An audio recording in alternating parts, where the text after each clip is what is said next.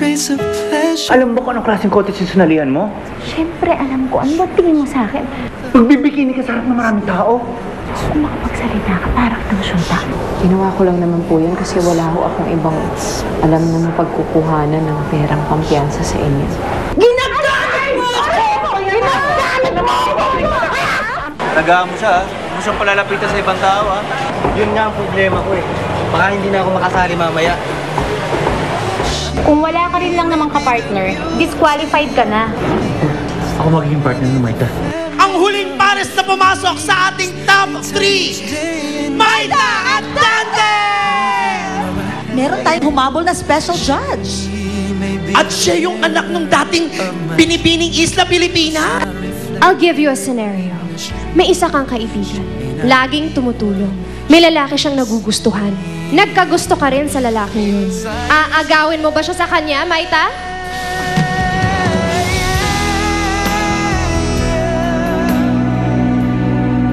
Ano na, Maita? Bakit hindi mo sagutin ang tanong ko?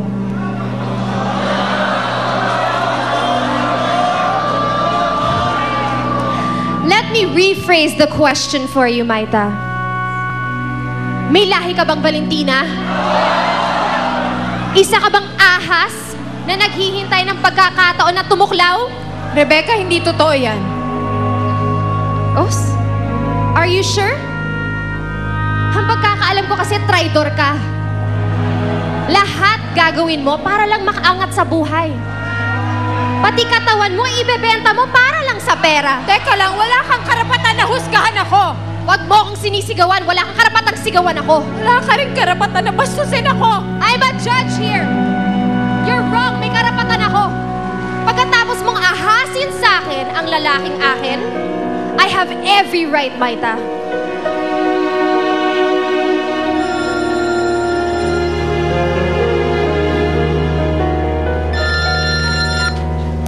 Hey, Mom. Iho, where are you? Nasa unit mo? Yes. Good. Pupunta ako dyan. I want to have dinner with you. Mami, next time na lang. May pupuntahan pa ako eh. Mark, I will not take no for an answer. Mami, please. Hello? Hello? Hello, Ma? Ma, choppy ka na, Mom. Tawagan na lang kita. Bye. Bye. Bye.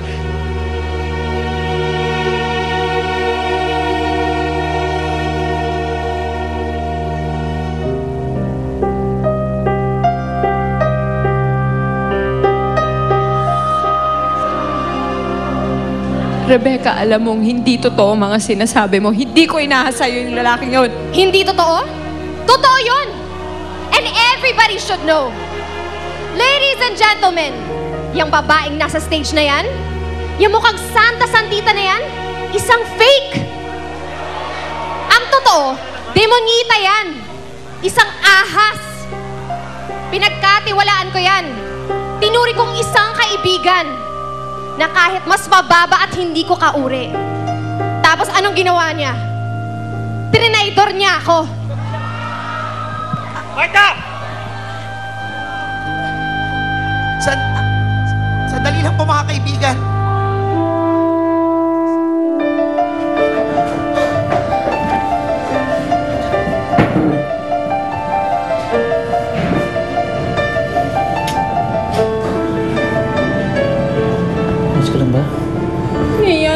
Pinaya niya ako sa harap ng maraming tao.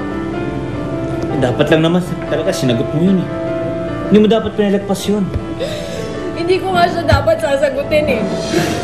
Kaya lang minsan namang naging mabuting kaibigan sa akin si Rebecca. Naging mabuting tao sa akin si Rebecca. Oh, pero noon yun. Alam mo, hindi ko maintindihan. Hindi ko maintindihan kung ano yung sinasabi. Hindi ko naman inaasa sa kanya si Mark. Really? Hindi ka pala ahas tulad ng pagkakakilala ko?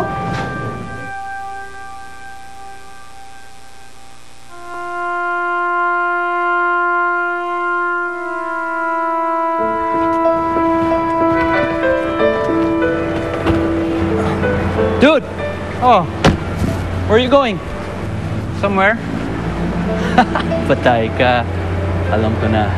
You're going back to the province, no? Maybe. ka na si Marta. Anyway, pare, pag tumawag yung mami ko, alam mo na kung ano sasabihin mo sa kanya, ha? Think you're in love, I huh? am nowhere to be found. Ha? Hindi mo alam. You gonna leave me here? Yes, I will. Later, buddy. Maniwala ka, Rebecca. Kung malaman ko na si Mark ang lalaki gusto mo, nilayuan ko si Mark. Ganun ka pala umiwas mo. Nakikipaghalikan ka. Dali, Marta. Nakipaghalikan ka kay Mark? Oo. At nakunan pa ng litrato. Ganyan kalagde ang kaibigan mo. You're a shameless flirt, Maita. Manang-mana ka sa nanay mong malagde. Ikaw lang, ha? Ay! Dali, Marta! Huwag mong idadamay ang inay ko! Laitin mo na ako, pero huwag ang inay! Hoy! Huwag mo saktan ang kapatid ko! Aray ka! Walang din ka!